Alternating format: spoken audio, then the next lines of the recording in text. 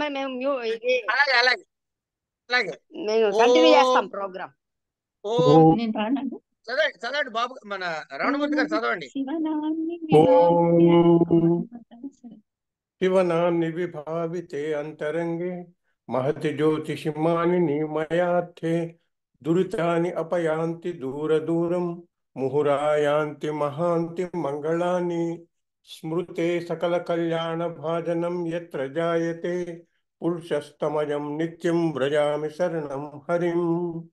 హరి ఓం శన్నో మిత్రస్యం వరుణః శం నో భవతు అర్యమా శం న ఇంద్రో బృహస్పతిః శం నో విష్ణురుక్రమః.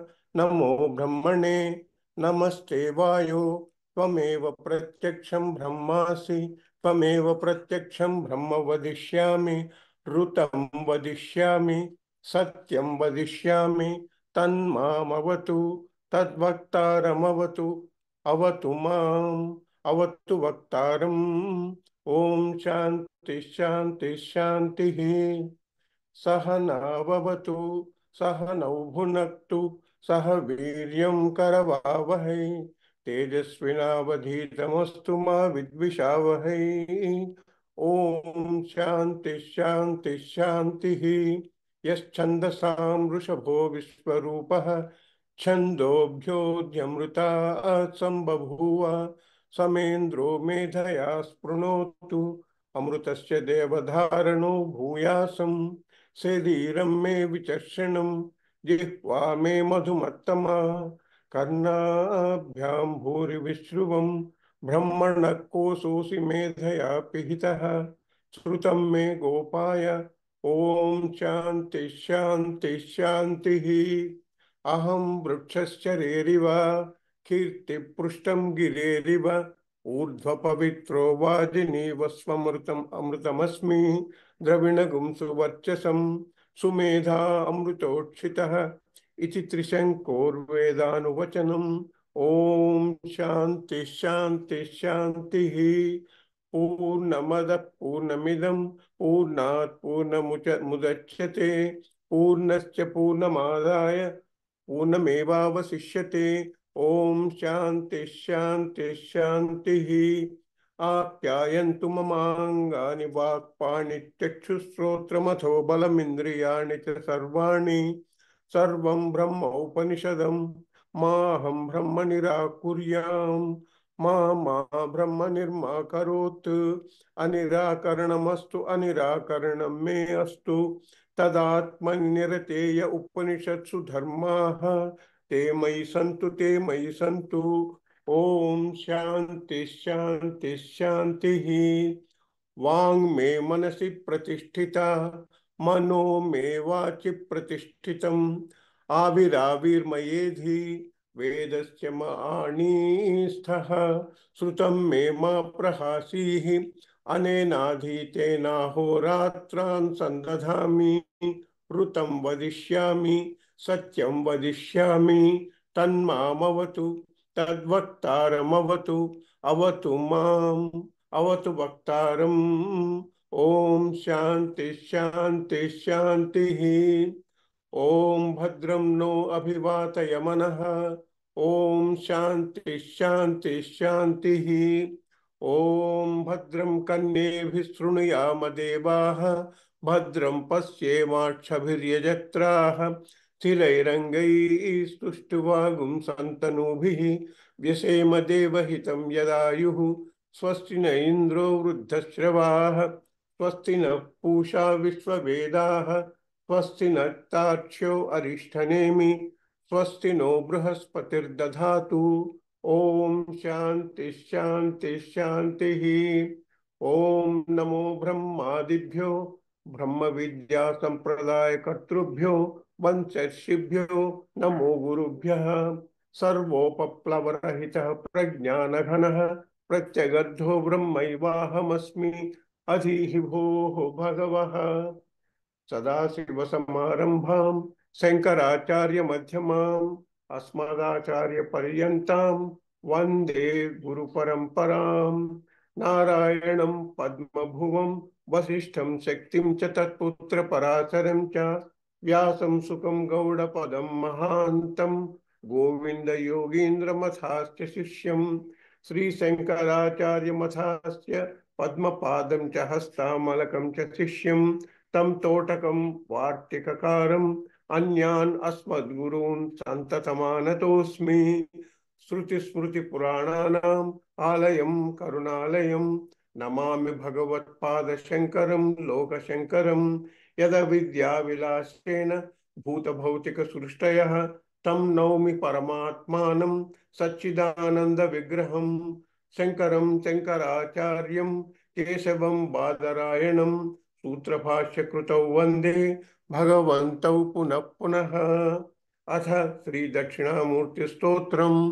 मौनव्याख्या प्रकटितपरब्रह्मतत्त्वं युवानं वर्षिष्ठान्तेव सतृषिगणैः आवृतं ब्रह्मनिष्ठैः आचार्येन्द्रं करकलितचिन्मुद्रमानन्दमूर्तिं स्वात्मा रामं मुदितवदनं दक्षिणामूर्तिमीडे विश्वं दर्पणदृश्यमाननगरी तुल्यं निजान्तर्गतं पश्यन्नात्मनि मायया बहिरिवोद्भूतं यथा निद्रया यः साक्षात् कुरुते प्रबोधसमये स्वात्मानमेवाद्वयम् तस्मै श्रीगुरुमूर्तये नमः। इदं श्रीदक्षिणामूर्तये बीजस्यान्तरिवाङ्कुरो जगदिदं प्राङ्निर्विकल्पं पुनः मायाकल्पितदेशकालकलना वैचित्र्यचित्रीकृतं मायावी इव विजृम्भयत्यपि महायोगी वयः स्वेच्छया तस्मै श्रीगुरुमूर्तये नमः। इदं श्रीदक्षिणामूर्तये यस्यैव स्फुरणं सदात्मकमसत्कल्पार्धगं भासते साक्षात् तत्त्वमसि इति वेदवचसा यो बोधयति आश्रितान् यत्साक्षात् करणात् भवेत् न पुनरावृत्तिः भवाम्भोनिधौ तस्मै श्रीगुरुमूर्तये नमः। इदं श्रीदक्षिणामूर्तये नानाच्छिद्रघटोदरस्थितमहादीपप्रभाभास्वरं ज्ञानं यस्य तु चक्षुरादिकरणद्वारा बहिस्पन्दते जानामीति तमेव भान्तमनुभाति एतत् समस्तं जगत् तस्मै श्रीगुरुमूर्तये नमः। इदं श्रीदक्षिणामूर्तये देहं प्राणमपि इन्द्रियाणि अपि चलां बुद्धिं च शून्यं विदुः स्त्रीबालान्धजडोपमासु अहमिति भ्रान्ता वृषं वादिनः मायाशक्तिविलासकल्पितमहाव्यामोहसंहारिणे तस्मै श्रीगुरुमूर्तये नमः। इदं श्रीदक्षिणामूर्तये राहुग्रस्तदिवाकरेन्दुसदृशो मायासमाच्छादनात् सन्मात्रः कर्णोपसंहरणतो यो अभूत् सुषुप्तः पुमान् प्रागस्वाप्समिति प्रबोधसमये यः प्रत्यभिज्ञायते तस्मै श्रीगुरुमूर्तये नमः। इदं श्रीदक्षिणामूर्तये बाल्यादिषु अपि जाग्रदादिषु तथा सर्वासु अवस्थास्वपि व्यावृत्तासु अनुवर्तमानमहमिति अन्तःस्फुरन्तं सदा स्वात्मानं प्रकटीकरोति भजतां यो भद्रया मुद्रया तस्मै श्रीगुरुमूर्तये नमः। इदं श्रीदक्षिणामूर्तये विश्वं पश्यति कार्यकारणतया स्वस्वामि सम्बन्धतः शिष्याचार्यतया तथैव पितृपुत्रादि आत्मना भेदतः स्वप्ने जागृति वा य एष पुरुषो माया परिभ्रामितः तस्मै श्रीगुरुमूर्तये नमः। इदं श्रीदक्षिणामूर्तये भूरंभांसि अनिलो अनलो अम्बरमहर्नाथो हिमांशुः पुमान् इति आभाति चराचरात्मकमिदं यस्यैव मूर्त्यष्टकम् नान्यत् किंचन विद्यते विमृश्यतां यस्मात् परस्मात् विभोः तस्मै श्रीगुरुमूर्तये नमः। इदं श्रीदक्षिणामूर्तये सर्वात्मत्वमिति स्फुटीकृतमिदं यस्मात् अमुष्मिन् स्तवे तेनास्य श्रवणात् तदर्थमननात् ध्यानात् च संकीर्तनात् सर्वात्मत्वमहाविभूतिसहितं स्यात् ईश्वरत्वं स्वतः सिद्ध्येत् तत्पुनरष्टधा परिणतं चैश्वर्यमव्याहतम् वटविटपि समीपे भूमिभागे निषण्णं सकलमुनिजनानां ज्ञानदातारमारात् त्रिभुवनगुरुमीशं दक्षिणामूर्तिदैवं जननमरणदुःखच्छेददक्षं नमामि। चित्रं वटतरोर्मूले वृद्धाः शिष्याः गुरुर्युवा गुरोस्तु मौनं व्याख्यानं शिष्यास्तु छिन्न संशयाः निधये सर्वविद्यानां भिषजे भवरोगिणां गुरवे सर्वलोकानां दक्षिणामूर्तये नमः। ओम नमः प्रणवार्थाय शुद्धज्ञानैकमूर्तये निर्मलाय प्रशान्ताय दक्षिणामूर्तये नमः। अंगुष्ठतर्जनी योगमुद्रा व्याजेन देहिनां श्रुत्यर्थं ब्रह्मजीवैक्यं दर्शयन्नोवता शिवः। समं सर्वेषु भूतेषु तिष्ठन्तं परमेश्वरं मन्नाथं परमात्मानं प्रणतोऽस्मि सदाशिवं। प्रणतोऽस्मि सदाशिवम्।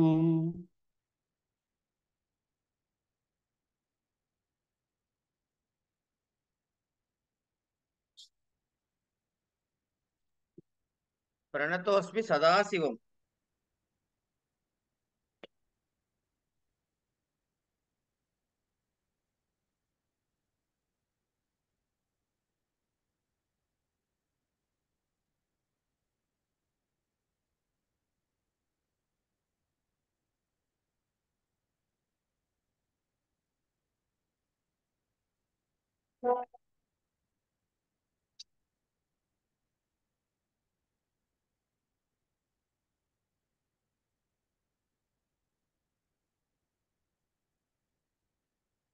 ఎందుకు అలా నిన్ను గుర్తించట్లేదు అనే ప్రశ్నకి సమాధానం చెబుతూ, కథం మోఘాశా మోఘ కర్మాణో మోఘ జ్ఞాన విచేతసః రాక్షసీమాసురీం చైవ ప్రకృతిం మోహినీం శ్రితాః.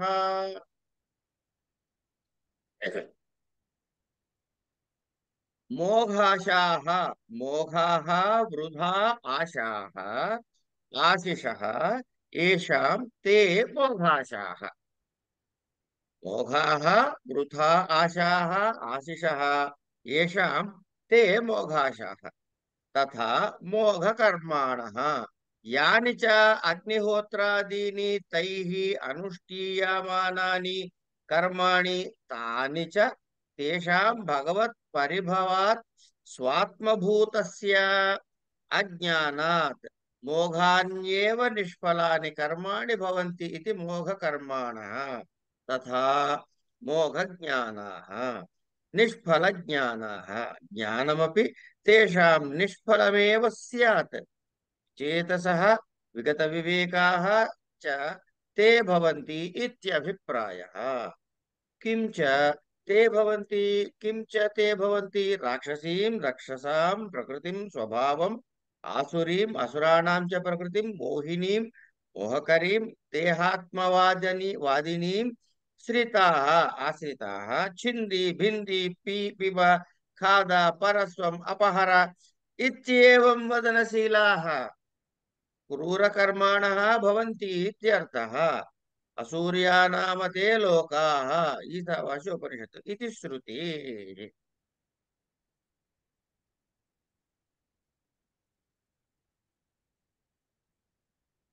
మోఘాశ మోఘ కర్మాణు. మోఘాశ వ్యర్థమైనటువంటి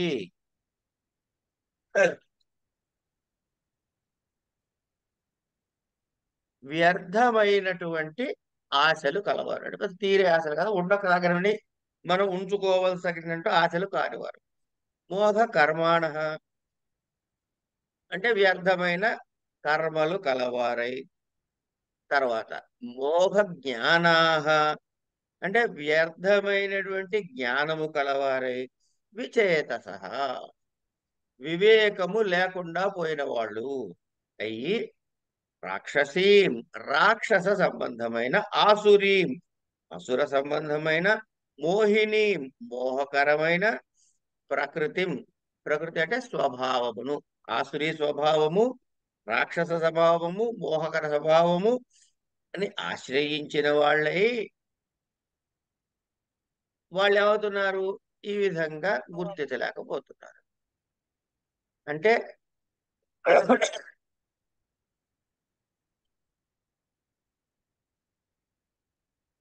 భగవంతుణ్ణి తిరస్కరించే వాళ్ళ గురించి మనం ఇక్కడ ఆలోచిస్తున్నాం. వాళ్ళు ఆలోచించదగ్గవాడు. ఎందుకు అంటే వాళ్ళు ఏం చేస్తున్నారట? వ్యర్థమైన ఆశలు కలిగిన వాళ్ళు అవుతున్నారు. అలాగే వ్యర్థమైనటువంటి కర్మలు కలిగిన వాళ్ళు, వాళ్ళు అనుష్ఠించే యజ్ఞ హోత్రాది కర్మలన్నీ కూడా దేనికి చేస్తున్నారట? స్వాత్మభూతమైన భగవంతుని పరిభవము వలన, అంటే వారిని పర్యాభవించడం వలన, పట్టించుకోకపోవటం వలన నిష్ఫలాలే అవుతున్నాయి. ఇక్కడ విషయం ఏంటంటే అండి, యజ్ఞయాగాది కర్మలలో అంటే ఆ ఈ యజ్ఞాది కర్మలలో ఎక్కడా కూడా భగవత్ ప్రశంస కన్నా కూడాను తాను చేసిన కర్మలకి ఉత్కృష్టమైన ఫలితాలు వస్తాయి. కనుక నేను ఏది చేస్తే దానికి ఫలితం వస్తుంది. ఇగో ఫలానా ఈ యాగం చేశాను, స్వర్గం వస్తుంది. ఈ యాగం చేశాను, పశు సంపద పెరుగుతుంది. ఈ యాగం చేశాను, నాకు ఇగో ఈ ఫలానా యోగం లభిస్తుంది. ఇలా నేను చేసే కర్మని అనుసరించి నాకు ఫలితాలు వస్తాయి అనేది నా నమ్మిక. అగ్నిహోత్రాది కర్మల యందు. చేత అక్కడ ఏమవుతుంది? భగవత్ తిరస్కారం కింద దాన్ని మనం అర్థం చేసుకోవాలి. ఇక్కడ ప్రత్యేకంగా నేను ఈ భగవంతుని కొలవరు పో, నేను ఈ యజ్ఞం మాత్రం ఇట్లా అనట్లే. కానీ అతని దృష్టిలో భగవంతుని యొక్క సర్వ శక్తిమంతత్వాన్ని, భగవంతుని యొక్క వైశిష్ట్యాన్ని, ఆయన్ని పట్టుకుంటే మోక్షం కలుగుతుంది అనే జ్ఞానము వీళ్ళందరికీ లేకపోతుంది. కాబట్టి నాయన ఇవన్నీ కూడాను వృధా, అవన్నీ నిష్ఫలాలే అవుతున్నాయి. కనుక వాళ్ళు ఏమయ్యారు? మోఘ కర్ములు అవుతున్నారు. అలాంటి వారు జ్ఞానము కూడా వాళ్ళకి కలిగే జ్ఞానం అవుతుంది. ఇప్పుడు ఇది చేస్తే ఫలానా వస్తుంది, ఇది చేస్తే ఫలానా ఈ జ్ఞానం ఏమవుతుంది? అది కూడా నిష్ఫలమే అవుతుంది. అని చేత వాళ్ళు మోహ జ్ఞానులు కూడా అవుతున్నారు. అంటే ఇక్కడ 3 విషయాలు చెప్పాడు. ఒకటి, ఇక్కడ మనం పట్టుకోవాల్సిన విషయం 3 చెప్పబోతే నష్టం ఏంటండి? అంటే మోఘాశ, ముందు వాడి కోరిక, ఇక్కడ యాక్షన్ లేదు, ముందు మానసిక సంకల్పం. మోఘ కర్మాణ, ఈ మానసిక సంకల్పాన్ని ఆచరణలో పెట్టాడు. ఎందుకు పెట్టాడు? మోహ జ్ఞాన విచేత వాడికి వచ్చే ఫలితం మీద ఆశ. అంటే ఏది ఆశిస్తున్నాడో, ఆ ఆశని బట్టి ఏ కర్మనైతే నిర్వర్తిస్తున్నాడో, ఈ కర్మ చేయడం ద్వారా నాకు ఏ ఫలితం వస్తుందనే జ్ఞానాన్నితో చేస్తున్నాడో, ఈ 3 కూడా ఏమిటవి? నిష్ఫలములు. అంచేత వీళ్ళు ఏమవుతున్నారు? వివేకమును కోల్పోయిన వాళ్ళు అవుతున్నారు. మోఘ జ్ఞాన అంచేత ఏమవుతుంది? వీళ్ళ జ్ఞానము కూడా తేషాం జ్ఞానమపి నిష్ఫలమేవ స్యాత్. వీళ్ళ జ్ఞానం కూడా మోహంతో కూడుకున్నది కాబట్టి వివేకం లేని వారే అవుతున్నారు. అలాంటి వాళ్ళు ఎందుకు అవుతున్నారట? అక్షస సంబంధమైన, అసుర సంబంధమైన, అంటే ఈశ్వరుని విడిచి ఏ కర్మలు మనకి ఫలితాన్ని ఇస్తాయి అని ఏది అనుకున్నా కూడా అది నిష్ఫలమైనవి. అంటే ఏంటవుతోంది? వాళ్ళు ఏం చేస్తున్నారు? నేను ఇది చేశాను, ఈశ్వరార్పణం అనట్లా. ఇది చేస్తే నాకు ఫలానా ఫలము వస్తుంది అని ప్రార్థన చేస్తున్నారు. ఇప్పటి వరకు పాపం ఆ యోగ బుద్ధిలో ఒకటి జ్ఞాన బుద్ధి, సాంఖ్య బుద్ధి, 2 యోగ బుద్ధి. సాంఖ్య బుద్ధిలో సరే జ్ఞానం చెప్పారు, యోగ బుద్ధిలో ఏం చెప్పారు? కర్మ చేసినా కూడా దాని ఫలితం మీద నీ బుర్ర పెట్టకయ్యా అన్నాడు. ఇక్కడ జరిగేది ఏమిటి? నాకు ఫలం మీద ప్రధానంగా ఫల ప్రార్థనతో మాత్రమే నేను చేస్తున్నాను యజ్ఞయాగాది కర్మలు. అంటే కనుక అంటే మోక్ష సాధనలో నిష్ఫలం అవుతుంది అని. అంతే కదా. అంటే మామూలుగా ఫలాలు ఆశించి చేయడంలో తప్పు లేదు, కానీ మోక్ష సాధనలో అది ఇది కాదని. అట్లా కాదండి, ఆ, అట్లా కాదు. ఇప్పుడు మనము అదేంటి పెర్రీ మేసన్ నవలో లేకపోతే ఇంకో జేమ్స్ హ్యాడ్లీ చేజో చదివేవనుకోండి, మనకు ఒక రకమైన ఆనందం కలుగుతుంది, అవును. అనుమానం లేదు. కానీ వాడు బీటెక్ చదువుకుంటూ పోయి పుస్తకాలు ఏదైతే పుస్తకం మాత్రం అయితే ఏమిటని చెప్పి చదివాడు కూడా పరీక్షలో పాస్ అవుతాడా? Of course. అదేలే. ఇక్కడ ఇక్కడ చర్చల్లో ఎవరి గురించి అంటే, ఏ మార్గంలో అయినా 2 అబ్బాయి నా దగ్గర ఉన్న 2 టెక్నిక్లు. ఒకటి సాంఖ్య బుద్ధి, అది నీకు ఇంకా అర్హత రాలేదు. ఎందుకంటే నువ్వు ఇంకా ఏడుస్తున్నావు, భీష్ముడు చచ్చిపోతాడు, ద్రోణుడు చచ్చిపోతాడు అని. కనుక నీకు ఎంటైటిల్మెంట్ ఏమిటిరా నాయన అంటే యోగ బుద్ధి. బుద్ధి. యోగ బుద్ధి అంటే ఏమిటి? నువ్వు పనులు చెయ్యి, కానీ దాని ఫలితం మీద మాత్రం నీకు ఆశ లేదు. కనుక యోగ బుద్ధిలో ఉంటే ఏమిటవుతుంది? మోక్షం వస్తుందా? అస్సలు రాదు. రాదండి. మరి ఏమిటవుతుంది? ఎందుకు చేయాలైతే అప్పుడు కనలేక అంటే సాంఖ్య బుద్ధి అంతఃకరణ కలుగుతుంది. శుద్ధి అవుతుంది. ఫలత్యాగముతో కర్మలు ఆచరించినప్పుడు జరిగేది ఏమిటయ్యా అంటే అంతఃకరణ శుద్ధి. అంతఃకరణ శుద్ధి ద్వారా ఆ ద్వారంగా ఏమిటవుతాడయ్యా అంటే జ్ఞాన మార్గం వైపుకు వెళ్తాడు, జ్ఞానము కలుగుతుంది, తద్వారా మోక్షం కలుగుతుంది. కనుక అది మోక్షము, మోక్ష కారణము జ్ఞాన మార్గము, మోక్ష ప్రవేశము అంటే మోక్ష ప్రవేశార్హత కలిగించేది యోగ బుద్ధి. యోగం. కర్మలు చేస్తే ఏంటవుతాయి? ఒకటి కర్మలు చేయుట, రెండు దానికి చేసిన ప్రతి దానికి ఒక ఫలితం ఉండాలి. కాబట్టి ఒక కర్మ చేస్తే దానికి ఒక ఫలితం ఉండాలి, ఫలితం లేకుండా పోదు. ఒక కర్మ చేశావు అంటే దాని ఫలితాన్ని అనుభవించే తీరాలి అన్నాడు. ఎప్పటిదాకా? ఎన్ని కల్పాలు దాటినా సరే అనుభవించి తీరాలి అన్నాడు. కనుక ఫలం మీద ఆశ ఉన్నంత కాలం వాడికి ఒక లంపటం చుట్టుకుంటూ ఉంది. అది చుట్టుకోకుండా ఉండాలంటే ఫలత్యాగం చేసిన కర్మలు చేయమన్నాడు. ఇది యోగ బుద్ధి. ఇప్పుడు ఇక్కడ ఏమవుతుంది? ఈ భోగాశాహార మొదలెట్టిన దగ్గర వాడు నాకు ఈ ఫలితం నాకు కావాలి అని ఒక అండర్లైన్ చేసుకుని దానికి ప్రత్యేకంగా సంకల్పం చెప్పుకు మరీ ప్రారంభం చేస్తున్నాడా లేదా? అవును. అంటే అక్కడ ఏమైంది? ఫల ప్రార్థనతో కూడి వాడు కర్మను ఆచరిస్తున్నాడు. కనుక అది మోఘ. గురుగారు అమ్మా, ఒక ఒక మంచి సంకల్పంతో మీరు అన్నట్టు ఒక కార్యక్రమం, ఒక పూజ ఏదో చేస్తారు. అది అది దాని ఫలితం ఏమో ఈశ్వరార్పణమస్తు అన్నప్పుడు అది కరెక్టా రాంగా? అది కాదమ్మా ఫలితం. ఇప్పుడు ఫలితాన్ని వదిలిపెట్టేస్తున్నాడు భగవంతుడికి. అవునమ్మా, చేస్తే కరెక్టేనా కాదా చెప్పండి, మీరే చెప్పండి. అది నాకు అర్థం కాలేదు, అందుకని మిమ్మల్ని మీరు అడుగుతున్నా. అర్థం చేసి చెప్పండి. అంటే అది రైట్ అనిపిస్తోంది నాకు, అది అవునా కాదా అంతేనండి. తెలియట్లేదు. మీకు రైట్ అనిపించింది అనుకోండి, అది రైట్. అలా కాదు, అలా కాదు. వాట్ ఇస్ వినండి రైట్? వినండి అమ్మా, వినండి వినండి వినండి.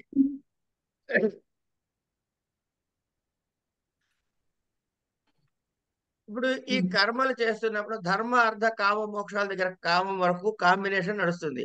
మోక్షం దగ్గర ఎవడిది వాడే, ఎవడి ఏడుపు వాడిదే. కారణం ఏంటంటే ఎవరికి ఎంత స్వానుభవమైన జ్ఞానము కలుగుతున్నది ఇద్దరికి ఏకకాలంలో సమానంగా జరగదు. వాళ్ళు మూడు పిల్లలు కానివ్వండి, అన్నదమ్ములు కానివ్వండి, నాన్న కొడుకులు కానివ్వండి, ఎవరైనా కానివ్వండి కాక. కనుక ఎవరిది వాడే అనుభవిస్తాడు, ఎవరిది వారే అర్థం చేసుకుంటారు. కనుక మనకి ఎంతవరకు అర్థమైందో అదే సత్యం. అలాంటప్పుడు ఏది కరెక్ట్? ఎలా సంకల్పం చేసుకోవాలి మోక్ష అదే సాధన? అదే చెప్తున్నా. మీరు మళ్ళీ ఎవరిని అడగద్దు. ఇక్కడ ఏది కరెక్ట్ నిర్ణయం చేయడం నేనేవ్వండి. మీ స్థాయి ఏంటో తెలియదు. మీరు నేను ఆలోచించే స్థాయి కన్నా చాలా పెద్ద స్థాయిలో ఉండి ఉండవచ్చు, లేకపోతే నేను అనుకుంటున్న స్థాయికి ఇంకా అందకపోయి ఉండవచ్చు. ఇవన్నీ పాసిబులే కదా. కనుక నేను ఏ అడ్వైస్ చెప్పినా అది కరెక్ట్ కాదు. అది అలా కాదు గురుగారు. స్వానుభవంతో మనం రీరూట్ అవుతాం, కంగారేం లేదు. కొంత అనుభవం వచ్చి ప్రారంభం పెట్టడం వరకే అందరం కలిసి స్టార్ట్ లైన్ దగ్గర మాత్రమే అందరం కలిసి ఉంటామండి. అంతే కదా. పరిగెత్తేటప్పుడు స్టార్ట్ లైన్ దగ్గరే అందరూ లైన్ లో నుంచుని ఉంటారు. పిటి ఉష గాని పిచ్చోడు గాని పరిగెత్తిన తర్వాత ఒకడు ముందుకి ఒకడు వెనక అవుతూనే ఉంటారా లేదా? సాధనలో కూడా అంతే. ప్రారంభం అందరం కలిసి చేద్దాం అనుకున్నాం. మీరు, నేను, రమణమూర్తి గారు, భారతి గారు, వెంకటేశ్వర గారు, అందరు నలుగురు అనుకుందాం కాసేపు టికెట్లు మొదలెట్టాం. కానీ అందరం ఒకే స్థాయిలో ఎప్పుడు ఉన్నాం. ఒకళ్ళు వెనక్కి వెళ్తారు, ఒకళ్ళు ముందుకు వెళ్తారు, ఒకళ్ళు పక్కకి వెళ్తారు, ఒకళ్ళు నా వల్ల కాదు పరిగెత్త 100 మీటర్ల నేనేం పరిగెత్తను పోని చెప్పి ఆగిపోవచ్చు. ఏమన్నా కావచ్చు, కారణం వద్దు మనకి. అంచేత ఇది ఏమవుతుందంటే మీకే మీ మనసు మీకు మీ జ్ఞానము మీకు కరెక్ట్ చేస్తూ పోతుంది. ఆటో కరెక్షన్ ఉంది ఇక్కడ. ఈ విద్యలో ఉన్న గొప్ప విశేషం ఏంటంటే మనం ఎక్కడికక్కడ ఇట్లా గైడ్ చేయబడతాం. రుబ్బురోల్లో పప్పు రుబ్బినట్టు. రుబ్బురోల్లో పప్పు రుబ్బుతూ ఉంటే పప్పు పక్కకు పోతుంటే మళ్ళీ చేత్తో తోస్తావే. అట్లా మళ్ళీ మధ్యలోకి తోస్తూనే ఉంటాడు. వాడు ఏం వదిలిపెట్టాడు. వాడు చెయ్యాల్సి మీరు పనుల్లో ఒకటే, వాడు మనని పట్టుకున్నాడా లేదా అని చూసుకోవడం వరకే మన బాధ్యత. వాడు ఒకసారి పట్టుకున్నాడా ఎక్కడికి పోయినా పిలకబడి వెనక్కొచ్చి కూర్చోబెడుతూ ఉంటాడు. కనుక మీరు ఆ టెన్షన్ పడకండి. మీ పనుల్లో ఒకటే, అరే నాయనా నువ్వు నన్ను పట్టుకోరా బాబు ముందని చెప్పడం వరకే. అది పట్టుకున్న తర్వాత మీరు ఏం చేసినా వాడే మిమ్మల్ని కరెక్ట్ చేస్తాడు. ఇందులో డౌట్ లేదు. ఇప్పుడు వాడు చేసిన పని చెప్తా మీకు. చెప్పండి. వీడు ఏదో అడు తిరుగుతున్నాడు, ఇటు తిరుగుతున్నాడు, అది చేద్దాం ఇది చేద్దాం అనుకుంటున్నాడు. అసలు వీడు భగవద్గీత చదివితే గాని వీడు బాగుపడ్డు అని డిసైడ్ అయ్యాడు కృష్ణుడు. అందుకని నన్నేం చేశాడు, జయభారతి గారి ద్వారా ఫోన్ చేయించాడు, రమణమూర్తి గారి ద్వారా ఫోన్ చేయించాడు. ఇప్పుడు చదివిస్తున్నాడు కూర్చోబెట్టి. లేకపోతే నేను చదివేవాడినా భగవద్గీత? సంకల్పం అయింది. కబుర్లు మాత్రం చెబుతాం, అది వేరే విషయం. కబుర్లు మాత్రం ఇన్ని మూటలు కబుర్లు చెబుతాం. నిజానికి అది పెద్ద డొల్ల, ఎండిపోయిన బీరకాయ లాంటి వాళ్ళం అనమాట. చూడటానికి బీరకాయలానే కనబడదు, లోపల ఏమీ ఉండదు, గుజ్జు ఉండదు, గింజలు ఉండదు. అంచేత వాడిని పట్టుకోవడం వరకే మన బాధ్యత. ఇక ఈ కర్మలు, ఈ కర్మల దగ్గర 3 పార్ట్స్, కర్మను 2 పార్ట్లు చేసేయండి అమ్మ. ఫస్ట్ 2 పార్ట్లు కాదు, 4 పార్ట్లు చేయండి. ఏమిటవి అంటే చూద్దాం. నెంబర్ 4, 3, 2 తర్వాత నెంబర్ వేసుకుందాం పక్కన. చెప్పుకున్న తర్వాత నెంబర్ వేసుకుందాం. 1 నిత్య కర్మలు, మీరు చెయ్యక తప్పదు. ఏమండి, ఈ నిత్య కర్మలు, ఇక్కడ కర్మలు అంటే పనులు అని అర్థం చెప్పుకోకూడదండి. వేద విహితమైన కర్మల్నే ఇక్కడ మనం మాట్లాడుకునే దానిలో కర్మలు అని నిర్ణయం చేస్తున్నాం. అంచేత పొద్దున్న లేచి పళ్ళు తోముకున్నాను, కళ్ళు తుడుచుకున్నాను, ఇవన్నీ కర్మలే. కానీ ఇవన్నీ మనం చెప్పుకునే కర్మలోని డెఫినేషన్ లోకి వెళ్ళవు. ఇవి ప్రాకృతంగా జరిగే కర్మలు. ఇవి చేయకుండా మానగలడా? లేదు. ఇంకోటి మనకి ఇంత ముందు చదువుకున్న అధ్యాయంలో చెప్పాడు, ఒరే నేను ఉట్టి కూర్చున్నా ఏం చేయకుండా కూర్చోడానికి కర్మ చేస్తున్నావుగా, కూర్చోడం ఉన్నది కర్మ కాదా? ఇట్లా కూర్చుని ఉన్నాను ఏమీ చేయట్లేదు అని అంటే ఇది కర్మ కాదా? ఇది కర్మే. అది కూడా కర్మే. అదే కర్మే చెప్పేశాడు. మనం కొత్తగా ఆలోచించక్కర్లా, ముందు చెప్పేశాడు. అంటే పాత పాఠం మర్చిపోతే గుర్తురాదు, చెప్పాడు. కనుక మనం సంకల్పించినా సంకల్పించకపోయినా చేసేవి కర్మలు కొన్ని. నిత్య కర్మలు అవి కొన్ని. మీ యొక్క స్థాయిని బట్టి మీరు చేసి తీరాల్సిన కర్మలు కొన్ని ఉంటాయి. అంటే దాన్ని ఏమంటారు, వర్ణ ఆశ్రమ ఉచిత కర్మలు. వర్ణానికి సంబంధించింది, ఆశ్రమానికి సంబంధించినటువంటి విహిత కర్మలు. క్షత్రియుడు చచ్చినట్టు యుద్ధం చేయాలి, వాడి విహిత కర్మది. అదే ఇంకొకరికి అది విహిత కర్మ కాదు కదా. మరి క్షత్రియుడు కర్మ చేస్తున్నాడు, యుద్ధం చేస్తున్నాడు. వాడి దగ్గర ఉండే బంటు కూడా యుద్ధం చేస్తున్నాడు. కానీ క్షత్రియుడి సంకల్పంలో ఉండేటటువంటి ఫలితం వేరు, బంటు యొక్క సంకల్పంలో ఫలితం వేరు. ఇద్దరు చేస్తున్న పని ఒకటే. బంటు చంపుతున్నాడు అవతలాన్ని. ఎందుకు చంపుతున్నారా అంటే మా రాజుగారు గెలవాలి కాబట్టి అంటాడు. వీడు అన్నా నాకు రాజ్యం వస్తుంది కాబట్టి అంటున్నాడు. కర్మ ఒకటే, ఫలితాలు మారిపోయినా లేదు ఇక్కడ మనం ఎదుర్కొంటా కనపడేవి. కనుక కర్మ చేసినప్పుడు ఏ ఫలితం వస్తుంది అంటే నీ సంకల్పాన్ని బట్టి ఫలితం వస్తుంది. నెంబర్ 1. సో విహిత రోజు అనుకో, అది యథాలాపంగా చేసేవి నిత్య కర్మలు, నైమిత్తిక కర్మలు. ఇవి పోగా కొన్ని విహిత అంటే నిషిద్ధ కర్మలు ఉంటాయి. ఇవి చచ్చినా చేయకూడదు, అంతే కదా. నిషిద్ధ కర్మలు చచ్చినా చేయకూడదు అని అవి చేస్తున్నారుగా. కనుక ఈ కర్మలన్నిటినీ ఒక బ్లాక్ వేసి కర్మలు అని హెడ్డింగ్ పెట్టి పక్కన పెడితే చెయ్యంగానే ఏడవుతుందంటే ఫలితం వస్తుంది. సో నా ఫలితాలు నాకు కావాలి అని అనుకుంటే, నా ఫలితాలు నాకు కావాలి అనుకునే వరకు ఆగిపోతే ఫలితం వస్తుంది, అనుభవిస్తావు. అనుభవించిన తర్వాత ఏమవుతుంది, దానివల్ల మళ్ళీ ఇంకో ఫలితం వస్తుంది, మళ్ళీ అనుభవిస్తావు, పుడతావు, మళ్ళీ అంటే ఈ సైకిల్లో తిరుగుతూనే ఉంటాడు. ఇందులోంచి బయటికి పోవాలి. ఈ లూప్లోంచి లూప్ బ్రేక్ అయి బయటికి పోవాలంటే ఏం చేయాలంటే ఫలాన్ని త్యాగం చేయవయ్యా అన్నాడు. అందుకని ఏం చెప్పాడు, వాపి కూపాల్లో ఉండే నీళ్ల కన్నా కూడాను జలాశయంలో ఉన్న నీళ్లు ఎక్కువ, నీ ఫలితాన్ని అందులో పడేసుకున్నావంటే అక్కడ ఎక్కువ విశేషమైన ఫలితం సాధించవచ్చు.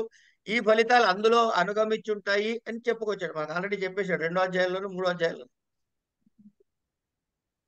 కనుక మనం జ్ఞాపకం పెట్టుకోవాల్సి ఏంటంటే ఫలము, ఫల త్యాగము. సో ఒక కర్మ ఉంటే కర్మకు ఒక ఫలం ఉండి తీరుతుంది.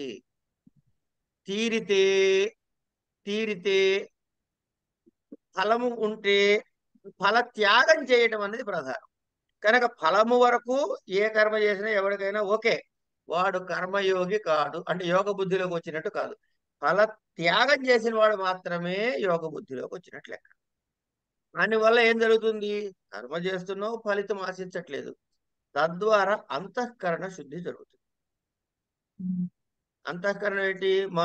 మనస్సు, బుద్ధి, చిత్తము, అహంకారం, ఈ 4 కలిపి మనోబుద్ధి అహంకార చిత్తాని నాహం అంటాడు పాపం. అందుకే భగవత్పాదుల వారు ఇవి కూడా నేను కాదు.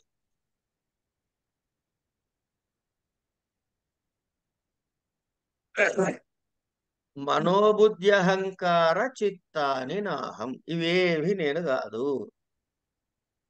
ఇట్లా ఎప్పుడైతే అంతఃకరణ శుద్ధి జరిగిందో వాడికి మోక్షార్హత వైపుకు వెళ్తాడు.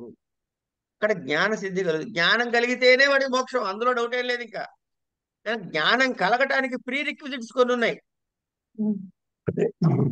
ఇప్పుడు ఇప్పుడు వాడు ఎవడో ఒక, దాన్ని ఏమంటారండి అది, ఆ హిమాలయ పర్వతాలు లేకపోతే హిమాలయ పర్వతాలు వద్దులేండి మనకి ప్రస్తుతానికి. కాసేపు అదేది కొండలో అమర్నాథ్. అమర్నాథ్ వెళ్ళాలి అని మీరు నిర్ణయం చేసుకున్నారు అనుకుందాం కాసేపు.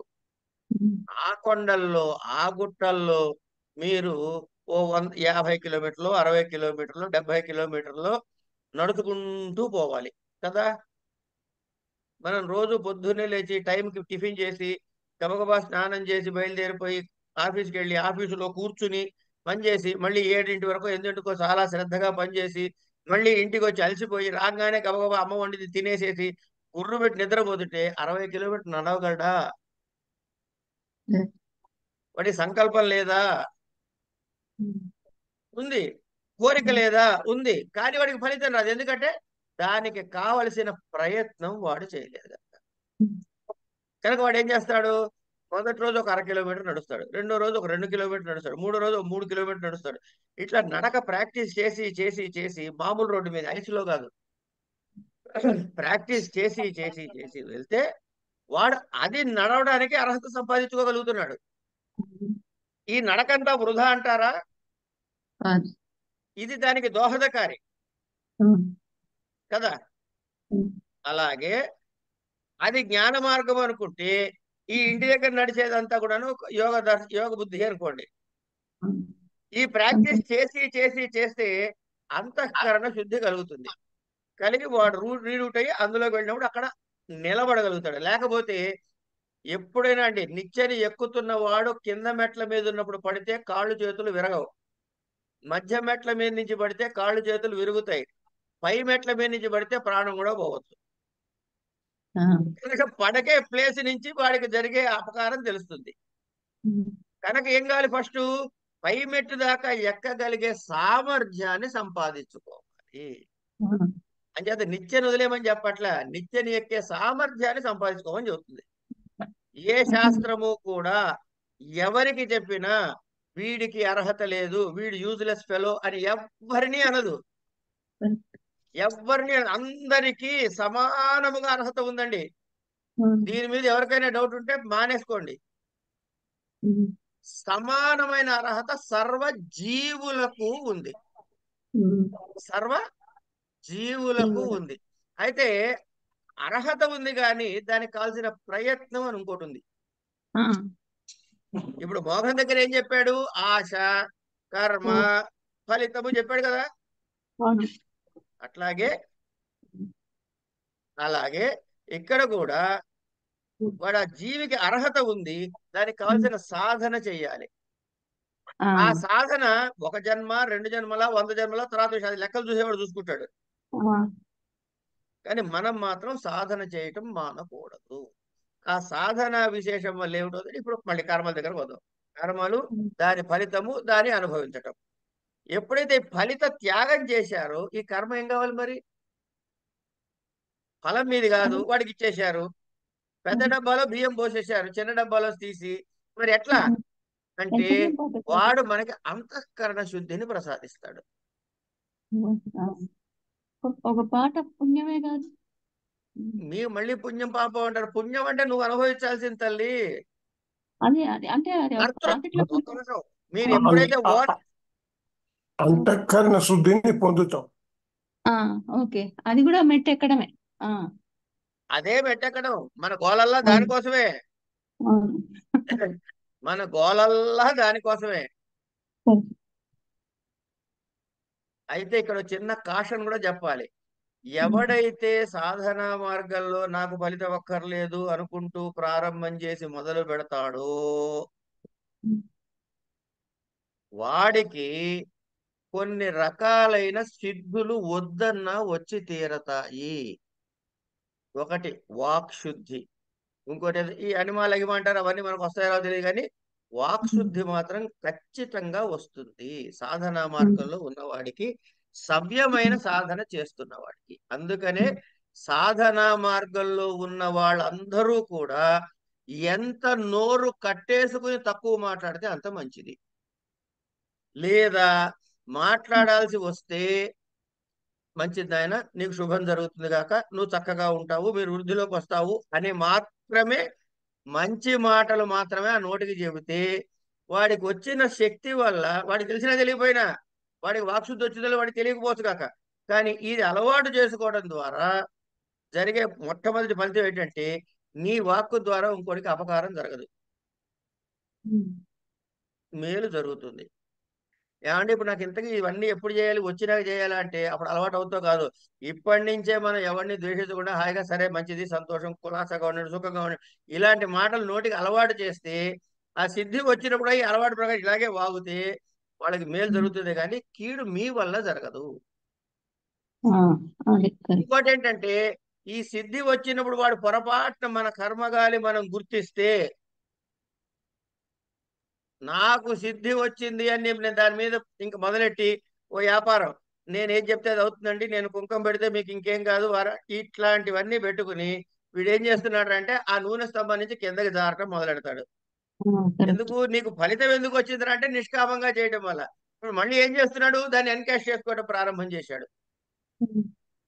కనుక ఇది నూనె స్తంభం ఎక్కడమే, జారకుండా, పట్టు జారకుండా ఎంత జాగ్రత్తగా ఉండాలో అంత జాగ్రత్తగాను ఉండాలి. ఏం మొహమాట పడాల్సిన విషయం లేదు ఇందులో. ఒకళ్ళు కించపరిచేది లేదు, ఒకళ్ళు గొప్ప చేసి మాట్లాడేది లేదు. మనకి ప్రపంచంలో ఎంతో మంది కనపడతారు గొప్పవాళ్ళు, ఉన్నట్టుండి వాళ్ళు ఒక లైమ్ లైట్ లోకి వస్తారు. వాళ్ళు లైమ్ లైట్ వచ్చి మనకి ఏడుపు లేదమ్మా, కానీ వాడే మళ్ళీ దాన్ని, అందుకే వాడు ఏమన్నారు, భ్రష్ట యోగి అన్నారు. అంటే ఒక స్థాయికి వచ్చి ఆ పైకి పోకుండా కింద జారాడు. అందుకని అక్కడ ఆ కోరిక ఎప్పుడైతే తగిలిందో గోవిందా. సరే, మళ్ళీ వెనక్కి వచ్చేస్తే ఈ మోహకరమైన ఈ సంబంధమైన దేహాత్మ వాదం వల్ల వాటిని నేను నేను నేను అని అనేటప్పుడు ఏమండి వాళ్ళు ఏమంటున్నారంటే ఈ రాక్షస స్వభావం, ఇప్పుడు చెప్పుకునేదే ఉందండి ఇక్కడ.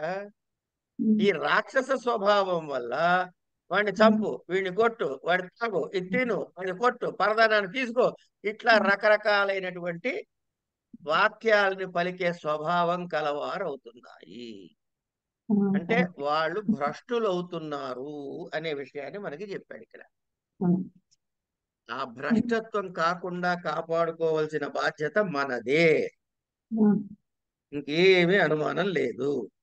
ఏ పునః శ్రద్ధాన భగవద్ లక్షణే మోక్ష మార్గే ప్రవృత్తాః మహాత్మానస్తు మాం పార్థ దైవీం ప్రకృతిమాశ్రితాః భజంత్యనన్య మనసో జ్ఞాత్వా భూతాదిమవ్యయం.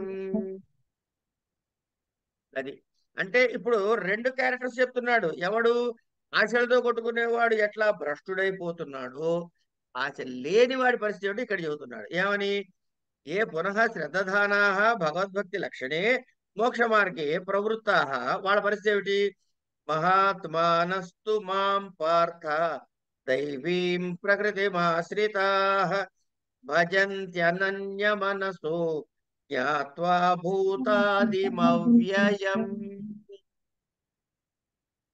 మహాత్మనః తు క్షుద్రచిత్తాః ఇంతకుముందు వాళ్ళు ఎవరు క్షుద్రచిత్తాః క్షుద్రచిత్తాః మాం ఈశ్వరం అర్థ దైవీం దేవానాం ప్రకృతిం దైవీం దేవానాం ప్రకృతిం ఏమిటవి శమ దమ దయా శ్రద్ధాది లక్షణం శమ దమ దయా శ్రద్ధాది లక్షణాం ఆశ్రితాః సంతః భజంతి సేవంతే అనన్యమనః అనన్యమనసః అనన్యచిత్తాః జ్ఞాత్వా అనన్యచిత్తాః జ్ఞాత్వా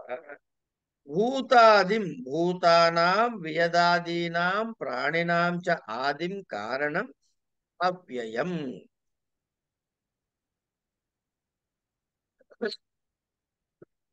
సరే అక్కడ ఏం చెప్పాడు గత శ్లోకంలో మనకి అంటే ఆసురీం రాక్షసీం ఆసురీం చైవ ప్రకృతిం మోహినీం ఆశ్రితా అన్నాడు ఇక్కడేం చెబుతున్నాడు మహాత్మానస్తు మాం పార్థ దైవీం ప్రకృతిం ఆశ్రిత్య అక్కడ ఆసురీ ప్రకృతి ఇక్కడ దైవీ ప్రకృతి అంతే కదండి అవును మనసు మారింది ఇక్కడ ఎన్ని ప్రకృతులు ఇప్పుడు ఎన్ని ప్రకృతులు మనకి పరిచయం చేశాడు 4 రెండే ఆసురీ ప్రకృతి దైవీ ప్రకృతి అంతే కదా మరి ఇప్పుడు ఆసురీ ప్రకృతి అంటే ఏమిటి దైవీ ప్రకృతి అంటే ఏమిటి అంటే కాసేపు కంగారు పడకుండా ఉండండి నాయన చెబుతా మళ్ళీ అది కూడా ఉంది సిలబస్ లో దైవాసుర సంపత్ విభాగ యోగ అని తర్వాత చెబుతాడు మనకి కనుక ఎంత స్ట్రాటజిక్ గా అలా సబ్జెక్ట్ ఇంట్రడ్యూస్ చేస్తూ తీసుకెళ్తున్నాడో చూడండి అదే ఒకసారి చిన్న అప్పుడు ఒక కథ ఒక చిలుక 2 చిలుకలు అడవిలో పుడతాయిట అది మీరు వినే ఉంటారు అదేంటంటే అప్పుడు ఆ 2 చిలుకల్ని ఒకడేమో కషాయం వాడు తీసుకెళ్తాడట ఒకడేమో ఒక జ్ఞాని తీసుకెళ్తాడు ఆ జ్ఞాని ఇంటికి వెళ్ళిన చిలకేమో రండి కూర్చోండి పండు తీసుకుంటారా పాలు తీసుకుంటారా అట్లాంటి మంచి మాటలు అనేది ఆ రాక్షసుడు తీసుకెళ్ళిన చిలకేమో వేసేయండిరా కొట్టేయండిరా చంపేయండిరా అంటూ ఒక తల్లి కన్నా పిల్లలే అయినా కూడా పెంపకంలో వచ్చిన తేడా సో పెంపకము అంటే ఏమిటి పెంపకము పెంపకంలో తేడా మాట వాడారు కదా మీరు సత్సంగ మహిమ కదా అంతే ఏదమ్మా ప్రవృత్తి సత్సంగ మహిమ అంటున్నాడు ఏదన్నారు సత్సంగం మహిమ అంటే మాకు వెనకాల ఊళ్ళో గట్టలు కొడుతున్నారు ఢామ్ ఢామ్ ఢామ్ అని మాకు వినపడదు మీకు వినపడలే కానీ నాకు బ్రహ్మాండంగా నా చెవిలో కొడుతున్నారు అవి సరే కనుక ఇప్పుడు ఆవిడ చెప్పినటువంటి ఒకే కడుపున పుట్టిన పెంపకంలో తేడా అని ఏదైతే అన్నారో మన మనసుని ఎలా పెంపకం చేస్తున్నామో మనస్థితి కూడా అలాగే పడుతుందండి మనము మన మనసునే పెంపకం చేస్తున్నాం దైవ వైప ఆసురీ వైప అని సరే అక్కడికి వెళ్దాంలేండి ఇంక మళ్ళీ వచ్చినప్పుడు మళ్ళీ వివరంగా చెప్పుకుందాం అక్కడ అయితే మహాత్మనస్తు అంటే క్షుద్రమైనటువంటి అంతఃకరణము లేనటువంటి వారు క్షుద్రమైన అంతఃకరణ లేనటువంటి వారు ఆయన దైవీం దేవతా సంబంధమైనటువంటి ప్రకృతి అంటే శమదమ శ్రద్ధాది రూపమైన స్వభావాన్ని ఆశ్రయించిన వారై అనన్య మనస్క అంటే నేను తప్ప ఇది తప్ప ఇంకొకటి లేదు అనన్య ఇది తప్ప ఇంకొకటి లేదు అనే స్థిర చిత్తముతో నమ్మిన మనసు కలిగిన వారై అవ్యయం అంటే నాశరహితమైనటువంటి వ్యయము అంటే మార్పు చెందుట వ్యయము అంటే ఖర్చు పెట్టడం కాదండి. వ్యయము అంటే మార్పు చెందుట. వ్యయము అంటే మార్పు చెందకపోవుట. మార్పు చెందుట అనగానే ఏమిటి? జాయతే, అస్తి, వర్ధతే, విపరిణమతే, అపక్షీయతే, మ్రియతే, మ్రియతే, నశ్యతే, ఇవన్నీ ఒకటే పదాలు అనేటటువంటి 6 అనే ఈ వ్యయము, ఈ మార్పులు లేకుండా వ్యయము నాశరహితమైనటువంటి భూతాదిం. భూతాది అంటే ఏ భూతాలు?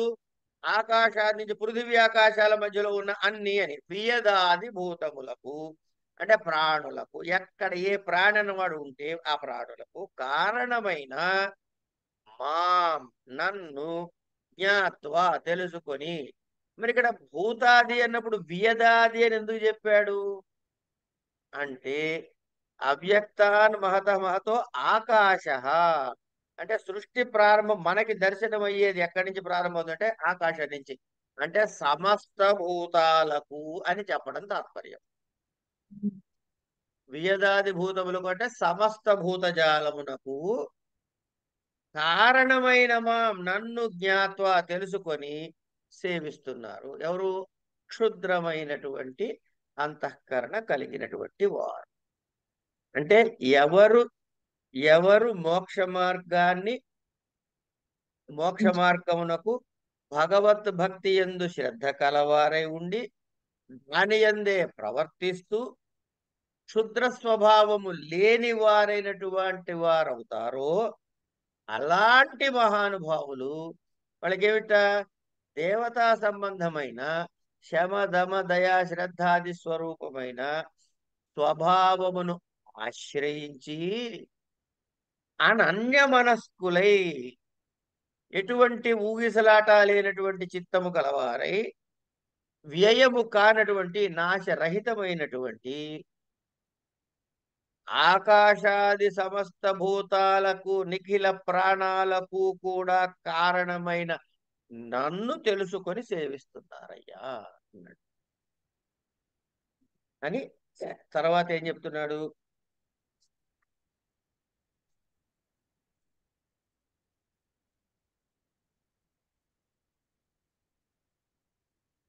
కథం, ఎట్లా అంటావా? ఎట్లా సేవిస్తారంటావా? మళ్ళీ చెబుతాడు దానికి. సతతం కీర్తయంతో మాం యతంతశ్చ దృఢవ్రతాః నమస్యంతిశ్చ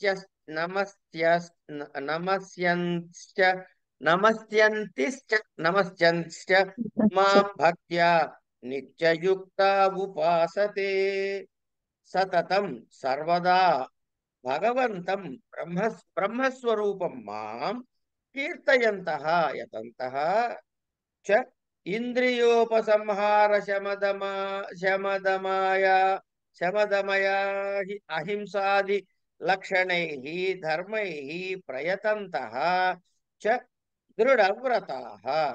దృఢం స్థిరం న చాంచల్యం వ్రతం ఏషాం తే దృఢవ్రతాః. నమస్యంతః చ మాం హృదయేశయం ఆత్మానం భక్త్యా నిత్యయుక్తాః సంతః ఉపాసతే సేవంతే.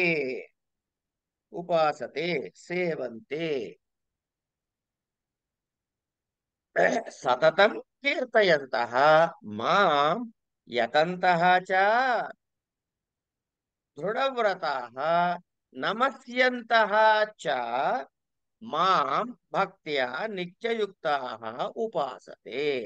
సతతం ఎల్లప్పుడూ కూడా మాం, నేనంటే ఎవరు? మళ్ళీ కృష్ణుడు విత్ ఫ్లూట్ కాదు, బ్రహ్మస్వరూపమైకు నన్ను కీర్తయంతః కీర్తిస్తున్నారు.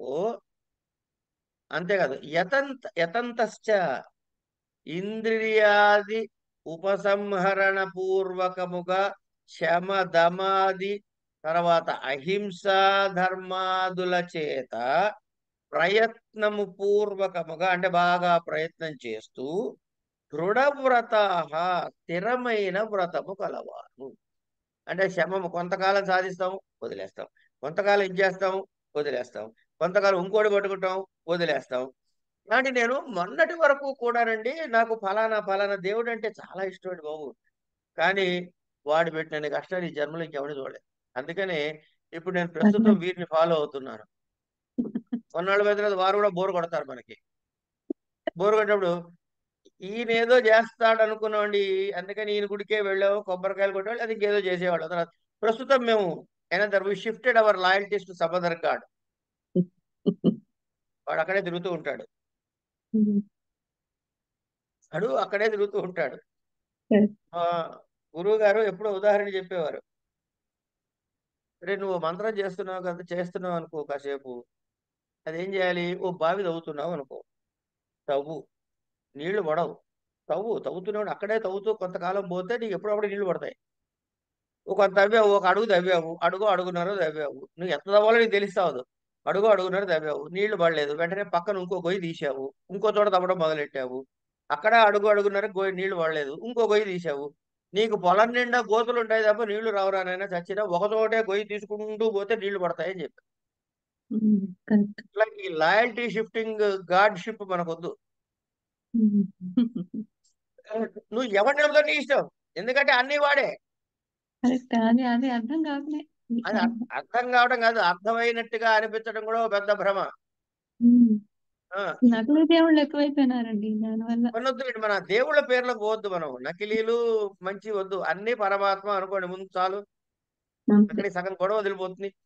కనుక ఈ శమధమాలతో ప్రయత్నాన్ని మొదలెట్టి ఆపేసే కాకుండా స్థిరమైన వ్రతముగా కలిగినట్లు ఉండవాడు. అంటే ఎవరైతే ఎల్లప్పుడూ నన్ను కీర్తించేవారై ఇంద్రియాదులను నియమము చేసుకొని, అంటే శమధమాదులను అహింసా స్వరూపాదులైనటువంటి ధర్మాన్ని ప్రయత్నపూర్వకముగా ఆచరిస్తున్న వాళ్ళై స్థిరముగా ఇదే వ్రతంలో ఉంటానని దృఢ దీక్ష తీసుకున్న వాళ్ళై వాళ్ళకి ఏవేవైతే విహితమైన ఉన్నాయో బ్రహ్మచర్యాది కార్యాలు ఏవైతే ఉన్నాయో అవి ఆచరిస్తూ, అంటే ఆశ్రమ ధర్మాల్ని పాటిస్తూ నన్ను మాత్రమే భక్తితో నమస్కరించిన వారై నిత్యయుక్తులై, అంటే నాయందే మనసు లగ్నమై ఉన్నవాళ్ళు నన్ను సేవిస్తూ ఉంటారయ్యా అన్నాడు.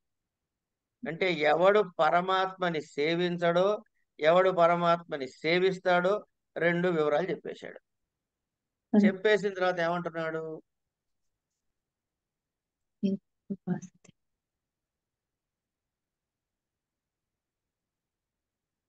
సరేనండి, బాగానే చెప్పావు కానీ మాస్టారు, కేన ప్రకారం ఉపాసితే సరే వాళ్ళు ఎలా ప్రార్థన చేస్తారు నిన్ను అని ఒక ప్రశ్న. ఎలా ఉపాసన చేస్తారు అంటే ఇత్యుచ్యతే, ఇగో చెప్పబోతున్నాడు.